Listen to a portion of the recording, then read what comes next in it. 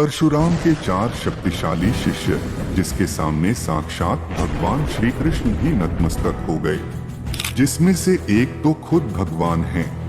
रामायण और महाभारत, जिसमें भगवान विष्णु के ऐसे शक्तिशाली अवतार मौजूद है जिसे गुस्सा दिलाने से स्वयं देवता भी कांपते थे, जिन्होंने अपने पिता की हत्या का बदला 64 क्षत्रिय राजवंशियों को मार कर लिया था। उनके इसी गुस्से को शांत करने के लिए बजरंगबली ने उनसे कई महीनों तक युद्ध किया था। हम बात कर रहे हैं भगवान विष्णु जी के अवतार भगवान परशुराम जी की, जिनकी शक्ति की कई गाथाएं आज भी हमारे अंदर जोश जगा देती है।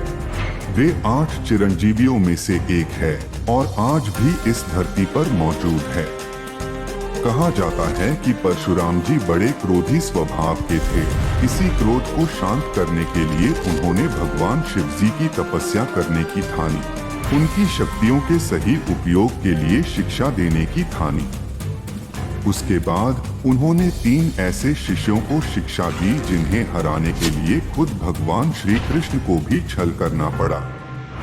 परशुराम जी के ऐसे दिग्विजयी शिष्य जो बेहद ही शक्तिशाली थे, और यदि खुद भगवान श्री कृष्ण कुरुक्षेत्र में खड़े ना होते तो ये तीनों शिष्य बिना किसी सेना के महाभारत युद्ध को मात्र 5 दिन में ही खत्म कर देते। जब अर्जुन ने श्री कृष्ण जी से पूछा, माधव, यदि इन महारथी योद्धाओं को छल से ना मारा जाता तो क्या होता और इस युद्ध का क्या परिणाम निकलता? तब भगवान श्री कृष्ण जी कहते हैं, पार्थ, यदि इन योद्धाओं की मृत्यु छल से ना होती तो इन्हें मारना असंभव था, क्योंकि ये तीनों योद्धा अस्त्र और शस्त्र में निपुण थे। यमराज का पाश हो या इंद्र का वज्र, इनको कोई भी अस्त्र नहीं काट सकता था। लेकिन एक ऐसा भी शिष्य होगा जो भविष्य में जन्म लेगा, जिसका इंतजार खुद 8 चिरंजीवी करते हैं। यहाँ तक कि परशुराम जी भी उन्हीं का इंतजार कर रहे हैं ताकि उनको शिक्षा और दीक्षा दी जा सके। तो चलिए जानते हैं आखिर कौन है वो शक्तिशाली शिष्य। परशुराम जी के पहले शिष्य है भीष्म पितामह। देवव्रत, जो अपनी भीषण प्रतिज्ञा के कारण भीष्म नाम से विख्यात हुए, जिन्होंने जब भी युद्ध के लिए शस्त्र उठाए तो सामने वाले की रूह कांप गई। राजा शांतनु और माता गंगा के पुत्र भीष्म, जिन्होंने आजीवन हस्तिनापुर की एक रक्षक के रूप में रक्षा की, जिन्होंने न सिर्फ कंस जैसे योद्धा को हराया बल्कि खुद अपने महान गुरु परशुराम जी से भी युद्ध किया। वो युद्ध पूरे 21 दिनों तक लगातार चला था, जिसका कोई भी निष्कर्ष नहीं निकला। तब नारद मुनि और कई और ऋषियों के समझाने पर रुका था। खुद परशुराम जी ने इन्हें असंख्य अस्त्र और शस्त्र का ज्ञान दिया था। सिर्फ यही नहीं, कहते हैं भीष्म पितामह ने जब कुरुक्षेत्र का युद्ध लड़े तब वे हर रोज हजारों पांडव सैनिकों का वध कर देते थे। भीष्म पितामह की शक्ति के बारे में अर्जुन को भगवान श्री कृष्ण बताते हैं, क्या तुम्हें ज्ञात है पार्थ, जब महामहिम भीष्म ने स्वयं सूर्यदेव को ललकारा था? तब अर्जुन कहते हैं, माधव, आखिर कोई कैसे सूर्यदेव को ललकार सकता है, जिनसे पूरा पूरा संसार प्रकाशमय हो जाता है? तब भगवान श्री कृष्ण कहते हैं, वो ऐसा कर सकते थे क्योंकि महामहिम की शक्ति उनसे भी अधिक थी। सिर्फ यही नहीं, भगवान श्री कृष्ण ने युद्ध में शस्त्र न उठाने की प्रतिज्ञा ली थी, लेकिन भीष्म पितामह के कारण उन्हें भी युद्ध में शस्त्र उठाने पड़ गए थे। उन्हें इच्छा मृत्यु का भी वरदान प्राप्त था, इसलिए जब तक वो नहीं चाहते तब तक उन्हें कोई हरा नहीं पाता। लेकिन इस रहस्य के बारे में पांडवों को उन्होंने बताया था, जिसके चलते पांडवों ने चाल चलकर उन्हें बाणों की शैया पर लेटा दिया। और इस तरह महाभारत के महान योद्धा भीष्म पितामह संसार को छोड़कर चले गए। अब बात करते हैं परशुराम जी के दूसरे शिष्य की, जो बेहद ही पराक्रमी थे। वे कोई और नहीं बल्कि पांडवों और कौरवों के गुरु द्रोणाचार्य थे। कहते हैं कि गुरु द्रोणाचार्य के पास इतनी शक्ति थी कि यदि वह अपने धनुष को छोड़कर युद्ध करते तब भी वह पांडवों की आधी सेना का विध्वंस कर सकते थे, वो भी सिर्फ अपने हाथों से।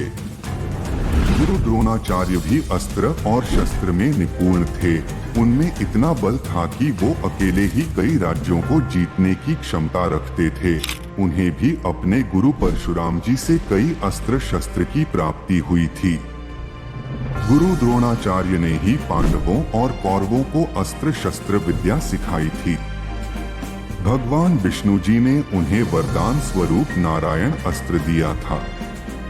इनके अतिरिक्त गुरु द्रोण के पास इंद्रास्त्र, वरुणास्त्र, पशुपतास्त्र और ब्रह्मास्त्र जैसे और भी दिव्यास्त्र थे। उन्हें कई प्रकार के जटिल युद्ध सुलोचनाओं का भी ज्ञान था।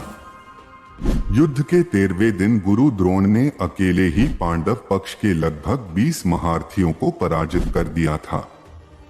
एक समय तो वो अर्जुन पर इतने हावी हो गए थे कि वह श्री कृष्ण अर्जुन से बोले कि हमारा अधिक समय यह पर बीत न जाए, इसीलिए द्रोणाचार्य को छोड़कर आगे बढ़े।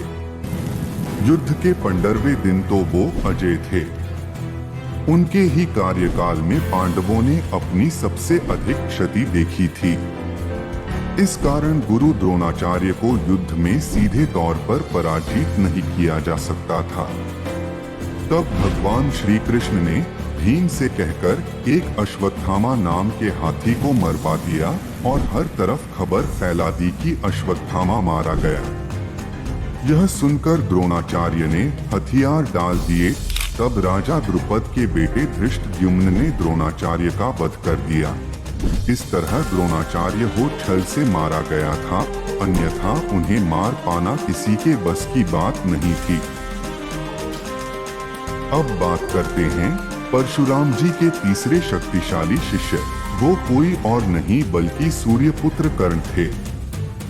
कर्ण ने भले ही परशुराम से झूठ बोलकर शिक्षा ली थी, लेकिन उन्हें परशुराम का सबसे प्रिय शिष्य माना जाता है। यदि वो पांडवों के पक्ष में होते तो इस युद्ध में भगवान श्री कृष्ण से सहायता मांगने की कोई जरूरत नहीं होती।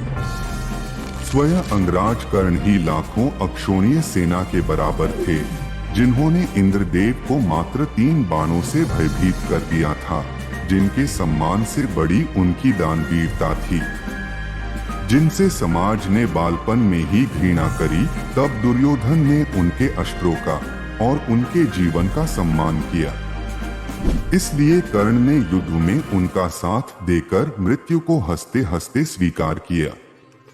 कर्ण में ही नहीं बल्कि उनके बाणों में भी इतनी शक्ति थी कि वो बजरंगबली के होते हुए भी अर्जुन के रथ को 3 उंगली पीछे खिसकाया करते थे। वो भी सिर्फ एक बार नहीं बल्कि असंख्य बार ऐसा किया था। वो भी ऐसा रथ जिस पर हनुमान जी विराजमान थे और स्वयं भगवान श्री कृष्ण चला रहे थे। जिस जरासंध को मारने में भीम को इतना समय लग रहा था, जिसे मारने के लिए भीम को भगवान श्री कृष्ण की सहायता लगी थी, वो आसानी से कर्ण के हाथों मारा जाता। कर्ण ने कई बार जरासंध को परास्त भी किया था। उन्हें ज्ञात था कि जरासंध की मृत्यु कैसे होगी, लेकिन कर्ण ने मित्रता के कारण जरासंध को जीवित छोड़ दिया था। अर्जुन को छोड़कर उन्होंने सभी पांडवों को पराजित किया था। कर्ण की तारीफ भगवान श्री कृष्ण भी करते थे। वो जानते थे कि कर्ण बेहद ही शक्तिशाली है और उसे केवल छल के सहारे ही मारा जा सकता है। इसलिए कर्ण को बचपन से सूर्यदेव के आशीर्वाद स्वरूप मिले कवच और कुंडल को छल के सहारे इंद्रदेव ने निकलवा लिया। अगर कर्ण कवच और कुंडल पहनकर युद्ध करते तो शायद कर्ण को हरा पाना किसी के भी बस की बात नहीं थी। लेकिन कहते हैं कि कर्ण के मृत्यु के पीछे श्राप था, जो स्वयं उनके गुरु परशुराम जी ने दिया था। जब उन्हें पता चला कि कर्ण ने झूठ बोलकर शिक्षा ग्रहण की है, तब उन्होंने कर्ण को श्राप दिया कि कर्ण अपने अंतिम समय में उनसे ग्रहण की हुई शिक्षा भूल जाएंगे। इस कारण अंतिम समय में वो अपनी सारी अस्त्र शस्त्र विद्या भूल गए और उनका भी अधर्म की राह पर चलने के कारण छल पूर्वक वध हुआ। अब बात करते हैं परशुराम जी के आखिरी और शक्तिशाली शिष्य की, जो खुद एक भगवान होंगे, जो स्वयं भगवान विष्णु के 10वें अवतार होंगे। हम बात कर रहे हैं कल्कि अवतार की। श्रीमद् भगवत गीता में वर्णन है कि संभाल क्षेत्र में एक ब्राह्मण के घर कल्कि अवतार का जन्म होगा, जिनके गुरु कोई और नहीं बल्कि धरती पे मौजूद 8 चिरंजीवी में से एक परशुराम जी होंगे, जो उन्हें शिक्षा और दीक्षा देंगे और उन्हीं से उन्हें प्राप्त होंगे कई सारे असंख्य अस्त्र शस्त्र।